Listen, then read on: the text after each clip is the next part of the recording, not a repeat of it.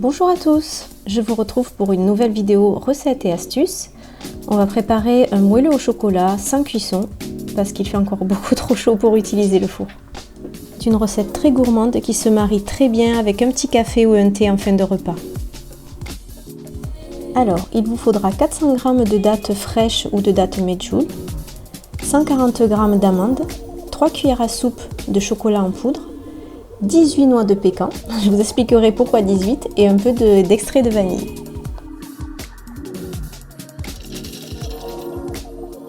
Dans un premier temps, je vais moudre les 140 g d'amandes. Après, si vous avez déjà de l'amande en poudre, c'est parfait, vous pouvez l'utiliser directement. J'ajoute les dattes, le chocolat en poudre et l'extrait de vanille. Il ne reste plus qu'à tout mixer jusqu'à l'obtention d'une pâte assez collante.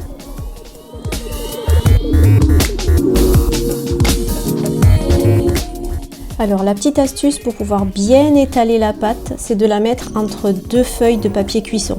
Sinon vous n'allez pas vous en sortir. Mais vraiment avec cette technique, c'est l'idéal. Ça se fait tout seul, vous allez voir, avec un rouleau à pâtisserie, on va finir de lui donner la forme que l'on veut. Donc dans un premier temps avec les mains et puis après, avec le rouleau, on termine de lui donner la forme.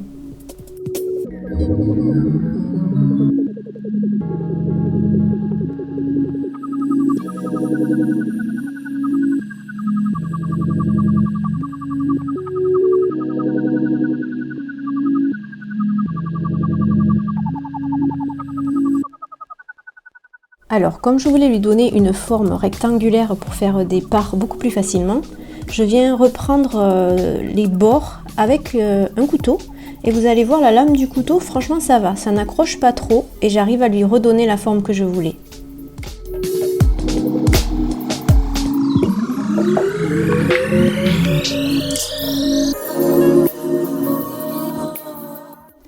Et voilà, et je termine de le lisser avec les mains. C'est super facile avec cette technique, si vous essayez, vous verrez, ça se fait tout seul.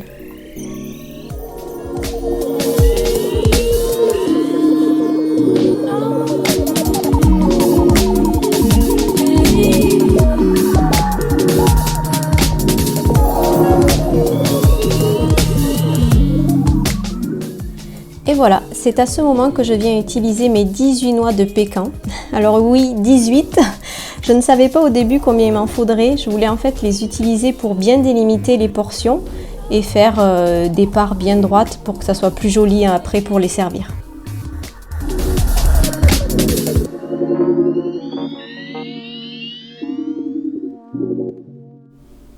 Alors je les enfonce un petit peu pour qu'elles tiennent bien dans la pâte et qu'elles ne tombent pas. Ensuite, je replie sur le dessus ce que j'ai en plus de papier pour bien le recouvrir. Mais je vais aussi utiliser l'autre morceau que j'avais utilisé pour étaler la pâte, pour bien refermer proprement tout le gâteau, tout le moelleux. Parce que la petite astuce maintenant, ça va être de le laisser 1 heure au congélateur.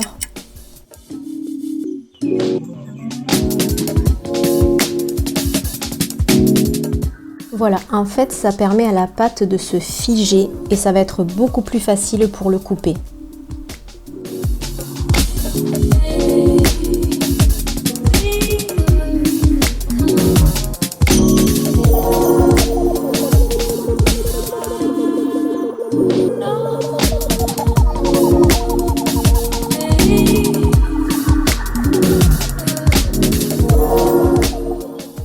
Et voilà, une petite bouchée.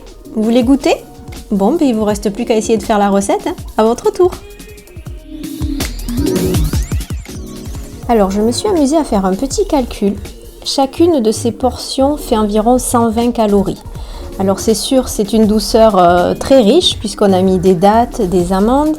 On a mis le cacao en poudre qui est quand même un cacao 100% sans sucre ajouté. Donc ça reste de très bons ingrédients. Donc il faut juste rester dans une bonne quantité. C'est pour ça qu'en fin de repas, avec un café, ça sera vraiment sympa. Ou même pour un goûter, une petite portion avec par exemple de l'eau pétillante avec des framboises à l'intérieur. Mais voilà, vous pouvez vous faire plaisir avec quelque chose de très sain et vraiment gourmand.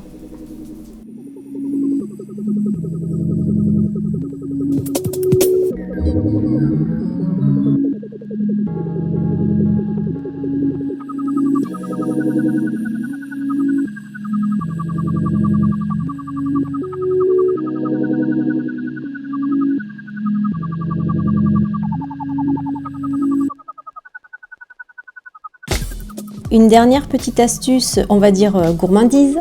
Franchement, avec une cuillère à soupe de yaourt coco, ça se marie très bien. La douceur du yaourt coco et cette onctuosité avec le moelleux de ce gâteau au chocolat, c'est vraiment extra. Voilà, c'est la fin de cette vidéo. Je vous dis à très bientôt.